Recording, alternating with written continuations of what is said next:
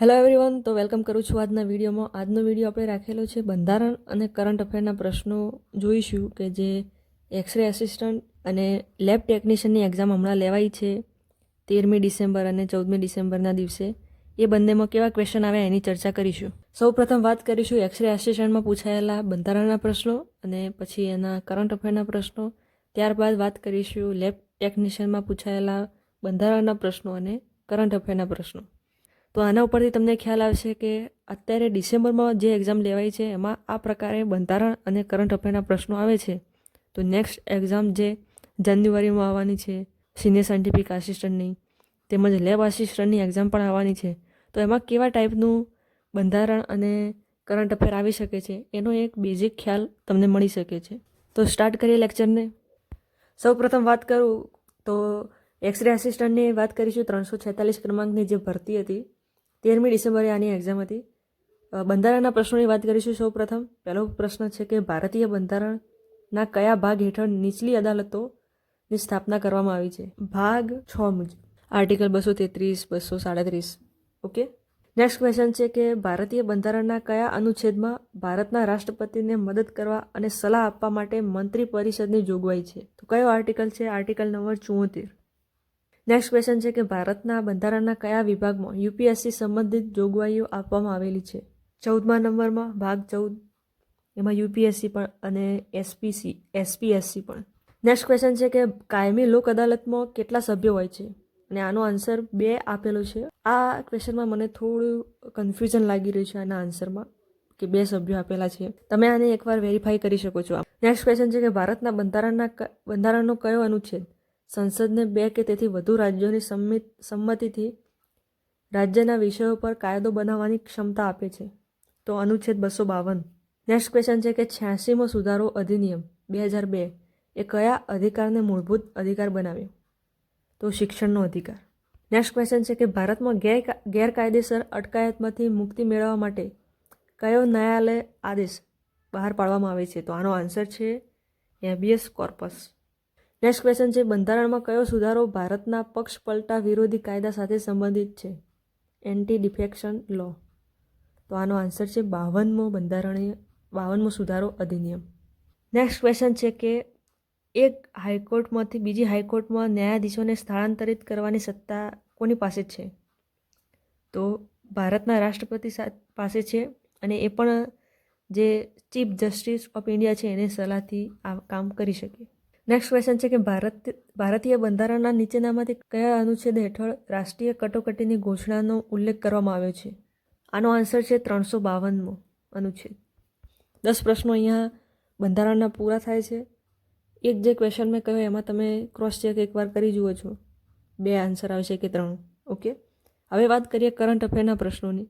પ્રથમ પ્રશ્ન છે કરંટ અફેરમાં કે તંદુરસ્ત આહારને પ્રોત્સાહન આપવા અને કુપોષણ સામે લડવા માટે ભારતના રાષ્ટ્રીય પોષણ સપ્તાહ 2025 માટે કઈ થીમ અપનાવવામાં આવેલ છે? થીમનો પ્રશ્ન છે 2025ની જ વાત કરી છે તો વધુ સારા જીવન માટે યોગ્ય ખાઓ, eat right for better life. આ એનો આન્સર છે. નેક્સ્ટ ક્વેશ્ચન છે કે થાઇલેન્ડમાં 2025 FIVB વોલીબોલ વિમેન્સ વર્લ્ડ ચેમ્પિયનશિપની ફાઇનલમાં તુર્કીને હરાવીને નીચેનામાંથી કયો દેશ વિજેતા બન્યો? આનો આન્સર છે Italy.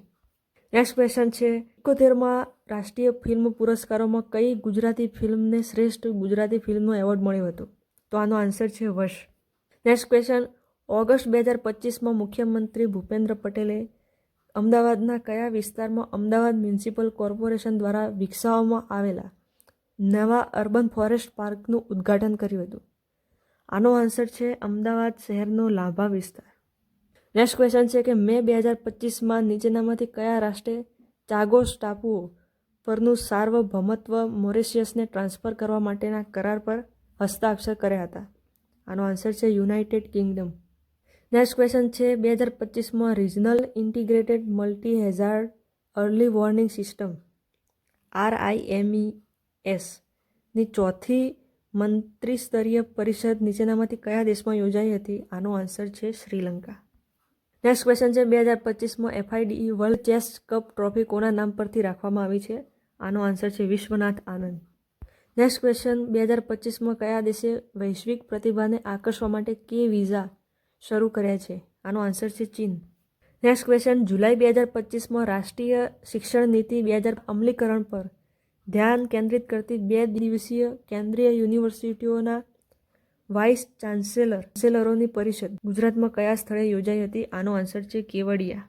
Next question, Asian athletics championship 2025માં મેડલ રેન્કિંગમાં ભારતનું સ્થાન ખાલી જગ્યા રહ્યું, તો આમાં આન્સર આવશે બીજા ક્રમે રહ્યું. પહેલો ક્રમ હતો એ ચીનનું હતું. અહીંયા એક્સરે આસિસ્ટન્ટમાં પૂછાયેલા બંધારણ અને કરંટ અફેરના પ્રશ્નો પૂર્ણ થાય છે. હવે વાત કરીએ લેબ ટેકનિશિયન આવેલા બંધારણ અને કરંટ અફેરના પ્રશ્નોની. લેબ ટેકનિશિયનમાં આપણે બંધારણના પ્રશ્નોની શરૂઆત કરીએ. પહેલો પ્રશ્ન છે કે ભારતીય સંસદની જાહેર હિસાબ સમિતિની કુલ સંખ્યા કેટલી છે? યા તો 22 સભ્યો હોય. નેક્સ્ટ ક્વેશ્ચન છે કે 1985ના 52માં સુધારા અધિનિયમનો મુખ્ય પ્રાથમિક હેતુ શું હતું? તો આનો આન્સર છે કે રાજકીય પક્ષપલટો અટકાવવાનો. નેક્સ્ટ ક્વેશ્ચન, ભારતીય બંધારણના ઘડવૈયાઓએ નિર્દેશક સિદ્ધાંતનો વિચાર કયા દેશના બંધારણમાંથી લીધેલો હતો? આનો આન્સર છે આયર્લેન્ડ. નેક્સ્ટ ક્વેશ્ચન છે કે રાષ્ટ્રપતિની ચૂંટણીમાં રાજ્યના ધારાસભ્યના મતનું મૂલ્ય કેવી રીતે ગણવામાં આવે છે? આનો જે આન્સર અહીંયા લખ્યો છે કુલ વસ્તી પછી વત્તાકાર, અહીંયા વત્તાકારનું ચિહ્ન નહીં પણ ભાગાકારનું ચિહ્ન આવશે, બરાબર? ધ્યાનમાં રાખજો. અને અહીંયા પણ ભાગાકાર. અને જે ક્વેશ્ચન જે આન્સર આપેલો હતો પેપરમાં એમાં આવો કૌંસ કરેલો છે, એવો કૌંસ આવે ના, ડાયરેક્ટ જ આવે કે કુલ વસ્તી ભાગ્યા ચૂંટાયેલા ધારાસભ્યો ભાગ્યા 1000, બરાબર? નેક્સ્ટ ક્વેશ્ચન છે કે આધુનિક ભારતમાં લોક અદાલતોનો ખ્યાલ ખાલી જગ્યાથી પ્રેરિત છે. આનો આન્સર છે કે પરંપરાગત પંચાયત વ્યવસ્થા ઉપરથી. નેક્સ્ટ ક્વેશ્ચન છે નીચેનામાંથી કઈ ભારતીય હાઈકોર્ટ એક કરતાં વધુ રાજ્ય અથવા કેન્દ્રશાસિત પ્રદેશો પર અધિકાર ક્ષેત્ર ધરાવે છે? આનો આન્સર છે બોમ્બે હાઈકોર્ટ, જે મહારાષ્ટ્ર, ગોવા, દાદરા અને નગર હવેલી એમાં અધિકાર દર્શાવે છે. નેક્સ્ટ ક્વેશ્ચન છે રાષ્ટ્રપતિની ચૂંટણી માટેના ઇલેક્ટોરલ કોલેજમાં ખાલી જગ્યાનો સમાવેશ થાય છે. આનો આન્સર છે કે સંસદના ચૂંટાયેલા સાંસદ અને વિધાનસભાના ચૂંટાયેલા ધારાસભ્ય. નેક્સ્ટ ક્વેશ્ચન છે 55માં સુધારા અધિનિયમ 1986 દ્વારા કયા રાજ્યની વિધાનસભાની લઘુત્તમ સંખ્યા 30 સભ્યો નક્કી કરવામાં આવી? આનો આન્સર છે અરુણાચલ પ્રદેશની. નેક્સ્ટ ક્વેશ્ચન છે લોક અદાલતોને ભારતીય બંધારણના કયા અનુચ્છેદથી બંધારણીય સમર્થન મળે છે? આનો આન્સર છે કે અનુચ્છેદ 39A. નેક્સ્ટ ક્વેશ્ચન છે ભારતીય બંધારણના અનુચ્છેદ 19 હેઠળ કેટલી સ્વતંત્રતાઓ સુરક્ષિત છે? આનો આન્સર છે 6. અહીંયા લેબ ટેકનિશિયનમાં પૂછાયેલા બંધારણના પ્રશ્નો અહીંયા પૂરા થાય છે. હવે વાત કરીએ કરંટ અફેરના પ્રશ્નોની. પહેલો પ્રશ્ન છે કે કરંટ અફેરનો, ફેબ્રુઆરી 2025માં નવા રચાયેલા ગુજરાત વહીવટ સુધારા આયોગ અધ્યક્ષ તરીકે કોની નિમણૂક કરવામાં આવી હતી? આનો આન્સર છે હસમુખ અઢિયા.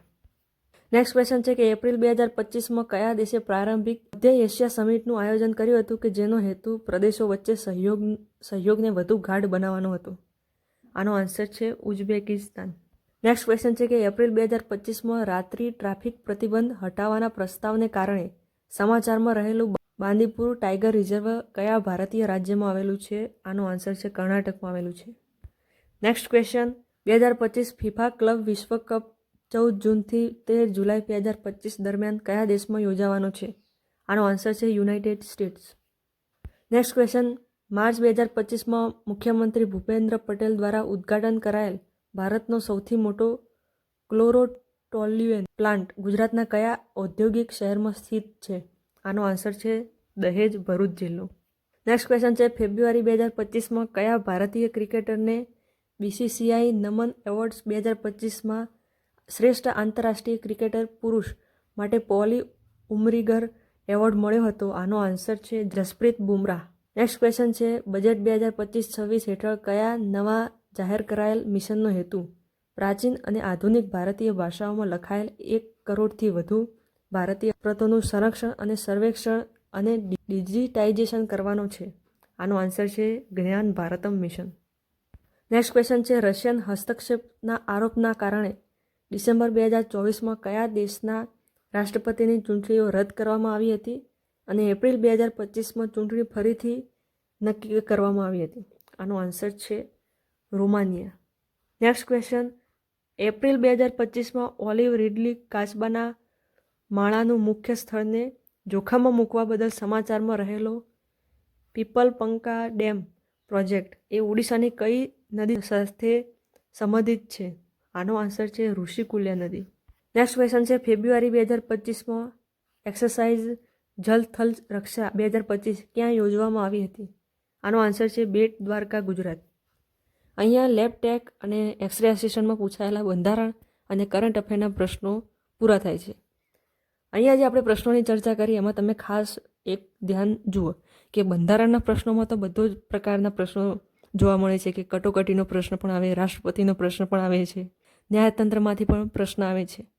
પરંતુ જે કરંટ અફેર છે એનું કંઈ નક્કી નથી હોતું. જે લેબ ટેકનિશિયનનું કરંટ અફેર છે એમાં ફેબ્રુઆરી અને એપ્રિલ આપણને વધારે દેખાય છે, જ્યારે એક્સરે આસિસ્ટન્ટનું જે કરંટ અફેર હતું એમાં જુલાઈ મહિનો પણ દેખાણો હતો, મે મહિનાનું પણ એક ક્વેશ્ચન હતો, એપ્રિલનો પણ પ્રશ્ન હતો.